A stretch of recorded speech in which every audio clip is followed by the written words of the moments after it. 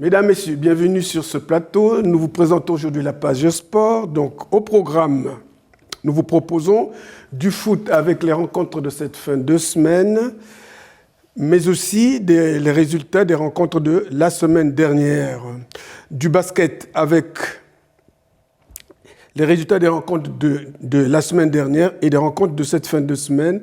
Et en images, vous aurez les rencontres des U15 garçons qui recevaient Brebières, c'était mercredi 9 mars au soir. Les U11 filles qui recevaient Ostrevent. Les U18 filles qui jouaient contre Rennes et les seniors C qui recevaient Fourmi. Nous vous parlerons du trail qui a eu lieu dimanche dernier. Enfin, nous parlerons du tennis de table avec les résultats des rencontres de la semaine dernière. Et en image, vous aurez les rencontres de la Régionale 3 qui recevait Fourmi et de la D1 qui jouait contre Saint-Lenoble. Mesdames, Messieurs, bonjour.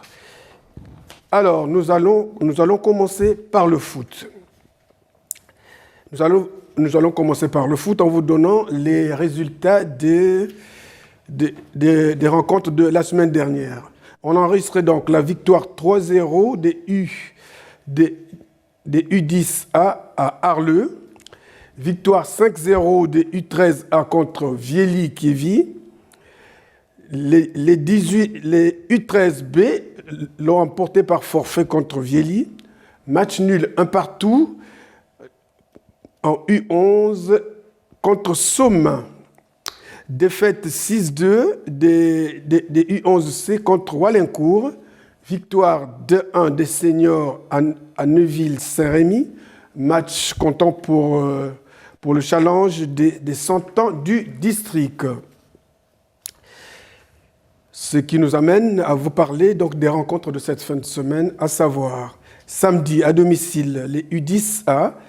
Les U10A reçoivent Aulnois Valenciennes. Le match est à 10h. Alors, 14h, donc les U13A reçoivent Arleux-Féchin. En déplacement, les U11A vont à Solesmes, le match est à 10h. Et les U11C se déplacent à Beauvois, match à 10h. Les U13C se déplacent à Solesmes, match à 14h. Pour dimanche, les seniors A jouent contre Solesmes. Les seniors B reçoivent pour leur part Rue des Vignes. Les deux matchs commencent à 15h. Alors, depuis bientôt 2 semaines, nous vous parlons de ce que le Cateau va organiser, c'est-à-dire le Sporting Club qui organise donc un stage foot du lundi 18 au vendredi 22 avril, uniquement l'après-midi, de 14h à 17h30 pour les catégories U8 à U13. Au programme donc, des séances d'entraînement, activités extra-foot et surprises, ouverts à tous les licenciés et non licenciés pour le prix de 30 €. N'hésitez donc pas à vous inscrire. Ce stage donc, comme je vous le disais, du lundi 18 au vendredi 22, ça sera donc l'après-midi. Un goûter vous sera offert. Le prix de cette formation, c'est 30 €. Il y aura aussi des entraînements spécifiques prévus pour les gardiens. Nous allons passer au tennis de table avec les résultats de la semaine dernière. Victoire 9-5 de la Régionale contre Fourmi.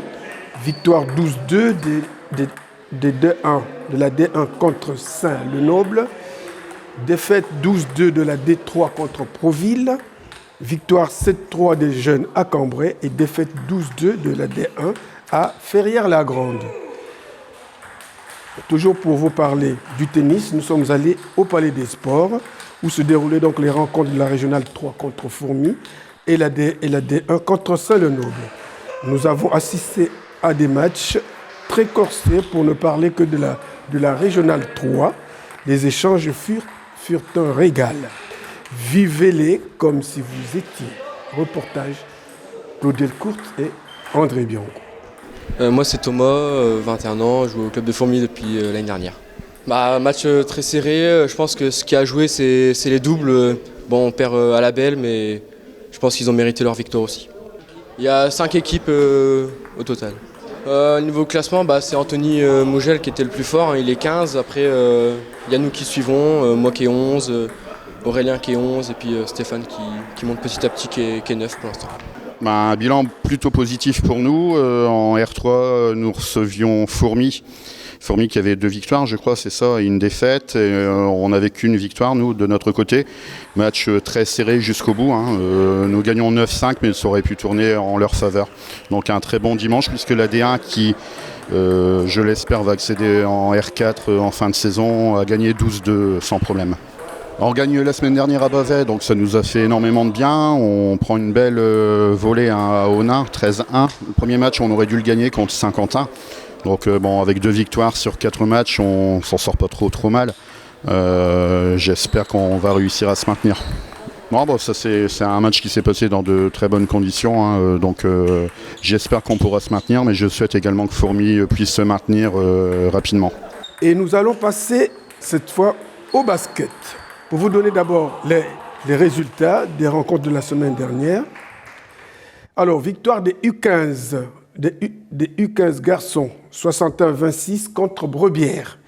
Défaite 8-18 des U11 filles qui recevaient Ostrevent. Victoire 26-64 des U13 garçons en déplacement à Fourmi. Victoire 91-52 des U15 garçons contre Ostrevent. Défaite 101-55 des U17 garçons à Aulnoy-les-Valenciennes. Victoire 61-60 des U18 filles contre Rennes. Victoire 52-49 des seniors C contre Fourmi. Défaite 64-60 des seniors B à Onin. Et victoire 59-71 des seniors A à Neuville-sur-Escaut. Maintenant, pour cette fin de semaine, voici les rencontres en déplacement. Samedi, dans 14h, les U11 filles se déplacent et jouent contre Déchy. 15h30, les U17 garçons jouent à Dorigny. 15h30, les U18 filles jouent à Wallincourt. 18h30, les seniors C jouent à Bouchain. Et dimanche, 14h, les seniors A jouent à Villeneuve-d'Ascq. Toujours dans le cadre des rencontres, mais cette fois à domicile, samedi, 15h30, les U13 garçons accueillent Caudry. 20h30, les seniors A garçons reçoivent Proville. Et dimanche, 16h, les seniors B garçons reçoivent Solesmes. Pour continuer avec le basket, cette fois-ci, dans les images que nous vous proposons, c'est-à-dire les U15 garçons recevaient Brebière. Match maîtrisé de bout en bout par les Catésiens qui ont occupé tous les compartiments du jeu, étouffant presque toutes les actions de leurs adversaires. Le finish est honorable. Le match, c'est bien sûr le Cateau 61, Ostrevent 26. Reportage Claude Delcourt et André Bianco. Donc, je m'appelle Jérôme Bonhomme, je suis le coach de l'équipe de Brebière, de l'équipe de U15 de Brebière. Ça fait quelques années que je suis l'équipe parce qu'en fait je les ai connus en poussin. Donc c'est une équipe que je suis depuis un moment, quoi. D'accord. Et aujourd'hui, qu'est-ce qui a manqué à votre équipe pour arriver au bon résultat ? Je pense qu'il nous a manqué un peu d'effectifs déjà, on n'était que 5. On avait des blessés, des joueurs, j'avais 2 joueurs malades aussi. Donc en plus ce qui nous manque un petit peu c'est une meilleure attaque. On a été assez bon en défense mais en attaque un petit peu décevant quand même. Ouais. Alors par rapport au classement, vous en êtes où là ? Je crois que pour l'instant on est 4e sur 6, donc on est à peu près en milieu de tableau, ouais. C'est honorable. On a fait une bonne partie de début de saison, là c'est bien. Ouais. Bon, qu'est-ce qu'il faut vous souhaiter finalement ? De continuer comme ça, de faire progresser l'équipe, parce que je suis quand même assez fier d'eux, ça progresse depuis le début de l'année, ouais. C'est bien. Ouais. Allez lancer un mot à vos jeunes alors. Je les encourage à continuer comme ça et franchement je suis fier d'eux quand même. Ouais, c'est bien. Bon, alors, nous vous souhaitons un bon retour. Merci, oui, parce que ça fait une trotte quand même. Je vois ça. Ouais. Bon, peut-être à très bientôt. Oui, à très bientôt. Ouais. Bon, ça a été un match sans répit pour les joueurs. Oui, bon, c'est ce que je leur demande de mettre du rythme pendant la longueur du match. Donc c'est ce qu'ils arrivent à faire plus ou moins régulièrement, on va dire. Alors, qu'est-ce qui a fait qu'ils transcendent comme ça? On va dire l'envie de jouer. C'est une génération qui a vraiment envie de jouer au basket et ça se voit un petit peu sur le terrain parfois. Après, il y a toujours des erreurs, hein. À cet âge-là, c'est normal, on est quand dans la formation, mais ça avance et ça va plutôt dans le bon sens. Bon, où est-ce que vous en êtes au classement avec cette équipe? Donc là, on vient de finir, c'est le dernier match aller aujourd'hui, donc on a vaincu, on est à 5 victoires pour 0 défaite. Donc on espère sur la même chose sur les matchs retour et finir invaincu cette deuxième partie de championnat. Bon, donc on s'attend à des matchs plus corsés que ça? La semaine dernière, on a été chez les deuxièmes justement, on a fait un très bon match, on a été gagné chez eux.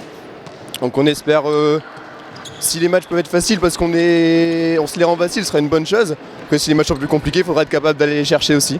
Bon, il faut vous souhaiter quelque chose. C'est quoi par exemple?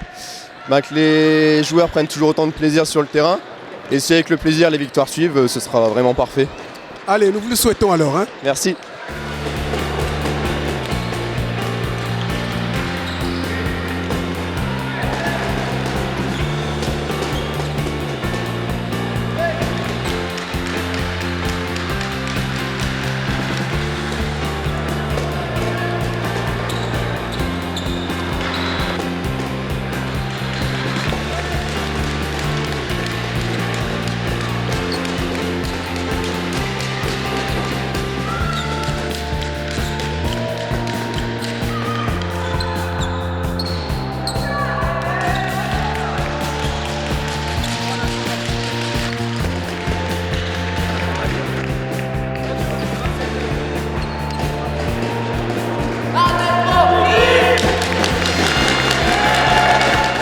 On continue avec les baskets, mais cette fois-ci, ce sont les U11 filles qui recevaient Ostrevon.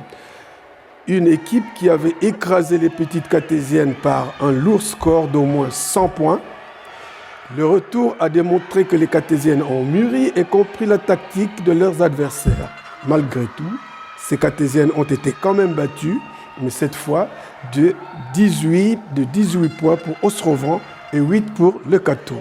Visiblement, les cartésiennes ont multiplié leurs forces par 10. Au Palais des Sports, un reportage de Claude Delcourt et André Biron. On a bien joué tout le monde, d'accord? Allez, on y va. Bon, alors, j'ai cru comprendre qu'à l'aller, c'était une calamité. C'est-à-dire que c'est l'équipe en face qui est actuellement première de notre championnat, qui met des raclées à toutes les autres équipes, et qui, pour moi, aujourd'hui, est notre meilleur match de la saison. On a tenu tête contre le premier et franchement, je suis super satisfait. Ça voudrait dire que vous avez multiplié vos forces par 10, si je vois bien. C'est l'entraînement qui paye, hein, je pense, parce que les filles sont toujours assidues aux entraînements, commencent aussi à mûrir. Et je pense qu'au fur et à mesure du temps, ça leur fait gagner en termes d'expérience. Alors un petit mot pour les filles qui vont te regarder. Quelles filles? Les filles vont te regarder à la télé. Je les félicite, super. Je suis super content, une nouvelle fois, je me répète. Et que ça continue comme ça, il reste 5 ou 6 matchs, je crois. Je suis super content. Merci André, merci Claude. Bien, allez, à bientôt.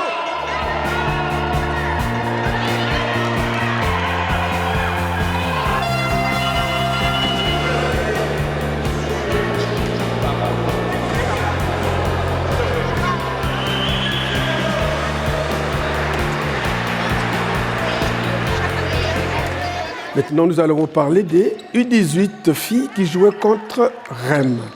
Un match très incertain qui a donné des inquiétudes aux deux coachs qui ont multiplié les changements tactiques, techniques et stratégiques.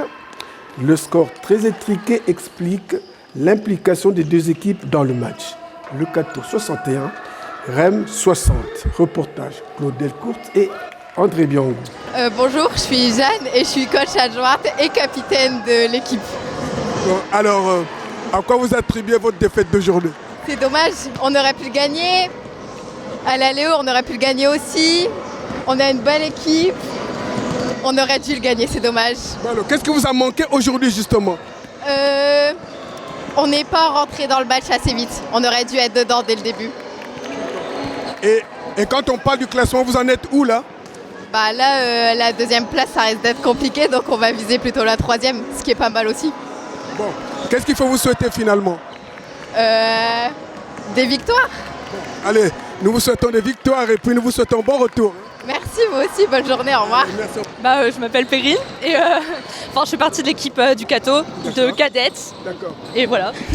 Alors, vous pensez que qu'est-ce qui a fait votre victoire aujourd'hui? C'est la défense dans la deuxième mi-temps. Parce que la première mi-temps, on n'a pas trop géré, mais la deuxième mi-temps, elle était beaucoup mieux. Mais qu'est-ce qui s'est passé en première mi-temps? Pourquoi vous n'avez pas géré? Qu'est-ce qu'il y a? On a un problème, je pense, avec les premières mi-temps, mais je sais pas. Et Bon, est-ce qu'aujourd'hui vous savez où est-ce que vous en êtes avec le classement? là, on est deuxième, du coup, ouais. En fait, c'était un match important pour la deuxième place, là. Du coup, on est deuxième. Alors vous l'avez gagné, vous dites quoi aujourd'hui? On est content. Bon, finalement, qu'est-ce qu'il faut vous souhaiter alors? Qu'on gagne les prochains matchs et puis qu'on continue comme ça. Ouais, qu'on monte. Bon.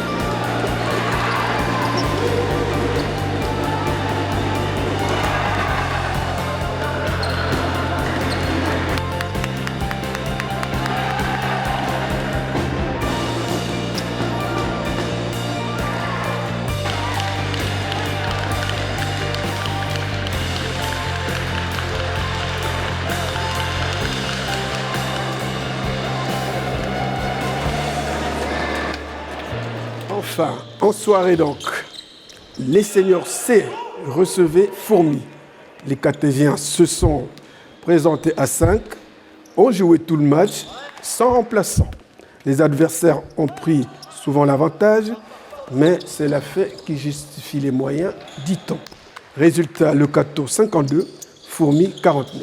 Reportage, André Bianco. Je m'appelle Franck, je suis coach de l'équipe Senior B à Fourmi. Je suis coach joueur. Voilà, c'est simple. Alors, qu'est-ce qui a fait votre défaite aujourd'hui? La défaite, c'est notre manque d'envie en défense, en deuxième mi-temps. Malheureusement, on démarre mal la deuxième, on a un manque d'adresse. Beaucoup de fautes rapidement, puis ils ont bien joué, c'est tout. On doit être dernier ou avant-dernier, mais on est dans une grosse poule. C'est très compliqué, que j'ai des jeunes joueurs qui viennent d'arriver.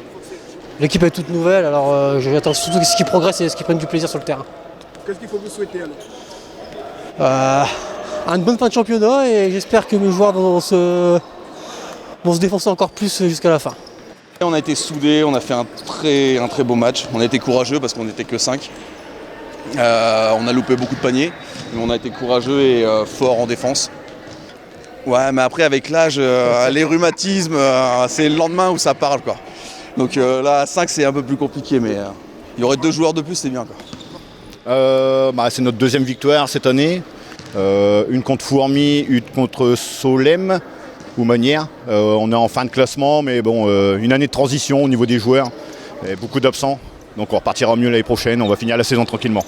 Qu'est-ce que vous souhaitez pour cette année? Essayer d'avoir quand même d'autres victoires. Et puis continuer à être soudés comme on est. Et voilà, continuer à rigoler comme on fait. Voilà, c'est ça qu'il faut.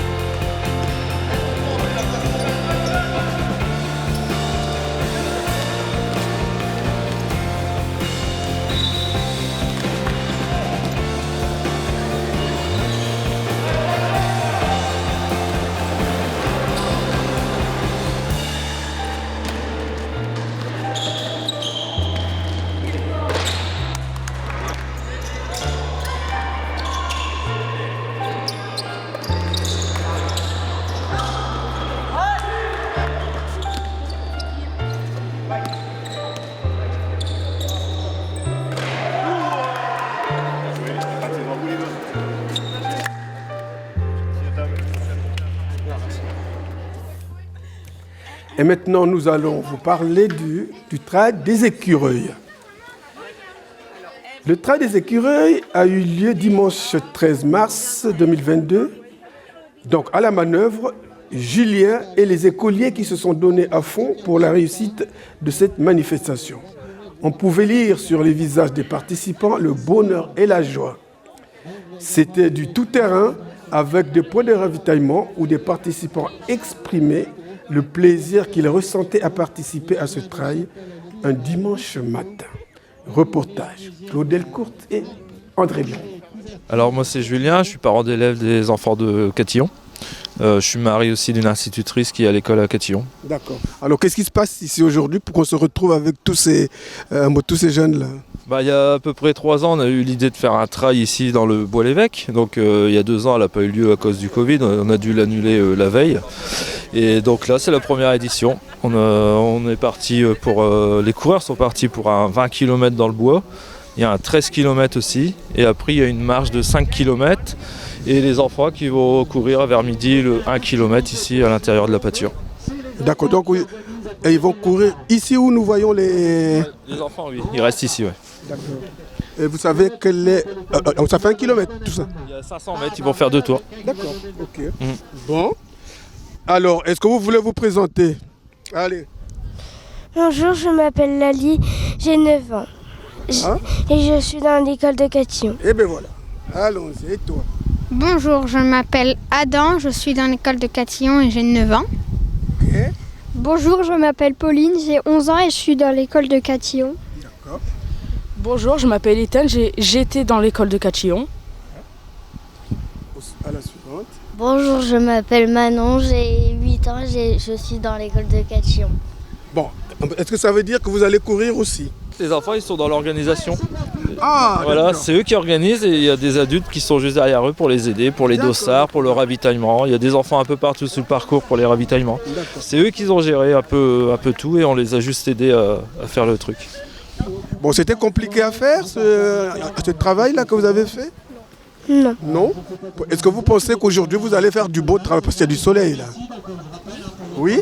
D'accord. Alors, il y a des lieux de ravitaillement, c'est où exactement? Il y a un ravitaillement au niveau du Flaquet, l'étang du Flaquet. Il y a un ravitaillement au niveau du Cerisier, qu'on appelle ça entre Bazuel et Ors, là-bas au Cerisier. Les coureurs, ils seront à peu près au 15e kilomètre sur le 20. D'accord. Ok, bon. Écoutez, nous allons essayer de suivre la course et puis on se revoit peut-être tout à l'heure. Allez, merci à vous. Merci.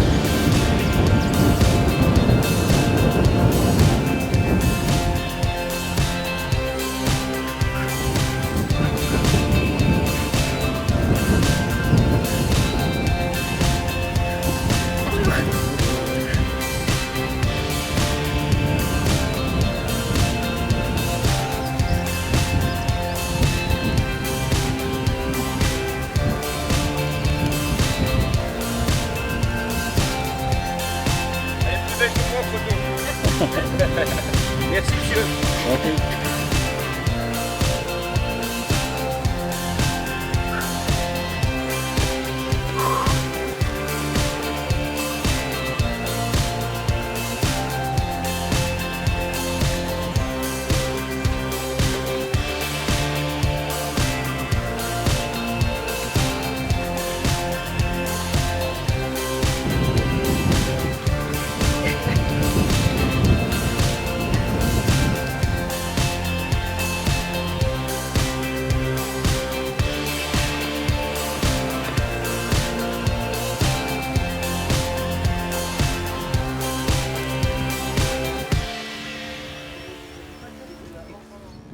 Voilà, c'est un petit travail du coin auquel il fallait assister pour les enfants qui vont partir en voyage. C'est un peu dommage qu'il n'y ait pas eu assez de monde. Il aurait fallu qu'il y ait un peu plus de mobilisation et bon nous on a fait ce qu'on a pu, on a fait un peu de pub et puis on verra bien. Hein. Mesdames, Messieurs, encore heureux de vous avoir présenté cette page. Reste plus qu'à vous souhaiter une excellente fin de semaine et à nous revoir très prochainement sur ce même plateau en vous disant tous merci et à bientôt.